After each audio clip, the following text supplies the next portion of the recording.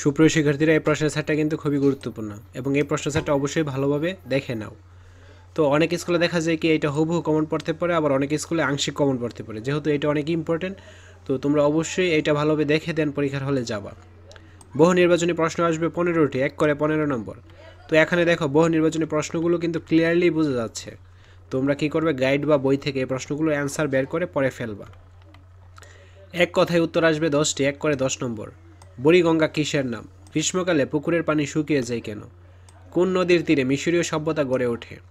কোথায় প্রথম গণতন্ত্রের সূচনা হয়েছিল? কৃষি বিপ্লবের পর কোন বিপ্লব আসে? আদিম সমাজে শিকারের অস্ত্র কেমন ছিল? ধর্মগুলা গল্পে গ্রামের নাম কি? মানুষে মানুষে মিথস্ক্রিয়ার ধরন কি বলা হয়? যে কোনো একটি রূপান্তরিত সম্পদের নাম লেখো। যে কোনো একটি অনবায়নযোগ্য সম্পদের নাম লেখো। তারপর খ, সংক্ষিপ্ত উত্তর প্রশ্ন আসবে 10টি, 2 করে 20 নম্বর। গবেষক কারা? সামাজিক পরিবর্তন কেন ঘটেছে? জীবাশ্ম বা ফসিল কাকে বলে? হরপ্পা সভ্যতা শুধু নদী প্রভাবিত সভ্যতা নয় কেন? ইতিহাস বলতে কী বুঝো? কে কত সালে বাংলায় মুসলিম শাসন প্রতিষ্ঠা করেন?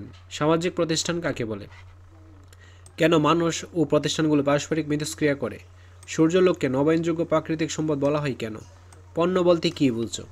তোমরা বার্ষিক পরীক্ষার ফাইনাল রিভিশন দিয়ে নাও। এতে থাকবে সম্পূর্ণ free model test. Video link comment এবং ডেসক্রিপশন বক্সে দেওয়া থাকবে।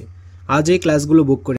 তো এই প্রশ্নগুলো কোনোভাবেই নোট করার দরকার নেই, কারণ এর ফলে কিন্তু টাইম ওয়েস্ট হবে। জাস্ট তোমরা মোবাইলে স্ক্রিনশট দিয়ে রাখো এবং গাইড বা বই থেকে এই প্রশ্নগুলোর অ্যান্সার বের করে পড়ে ফেলো।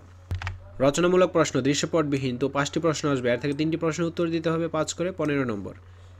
সমুদ্র তীরে গড়ে ওঠা একটি নগর সভ্যতার বর্ণনা দাও। বাংলা অঞ্চলে সমাজে বৈষম্য দেখা দেয় কীভাবে? প্রাকৃতিক সম্পদের প্রকারভেদ বর্ণনা করো। কে মিশরকে নীল নদের দান বলেছে? মিশরীয় সভ্যতার 4টি আবিষ্কার সম্পর্কে লেখো। একজন মানুষের সামাজিক অবস্থান কিভাবে তৈরি হয়?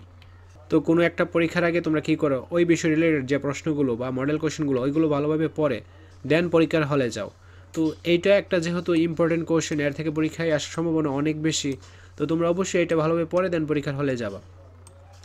আর এই প্রশ্নগুলো দেখো ক্লিয়ারলি কিন্তু বোঝা যাচ্ছে। তোমরা জাস্ট এই প্রশ্নগুলো ভালোভাবে দেখে নাও এবং গাইডে এই প্রশ্নগুলোর অ্যান্সার পেয়ে যাবা। গাইড থেকে এই প্রশ্নগুলো বের করে দেন অ্যান্সারটা পড়ে ফেলো তোমরা। ঠিক আছে, আশা করছি তোমরা বুঝতে পেরেছো। হাই এভরিওয়ান, এটি আমার পার্সোনাল চ্যানেল, সবাই সাবস্ক্রাইব করে দিও।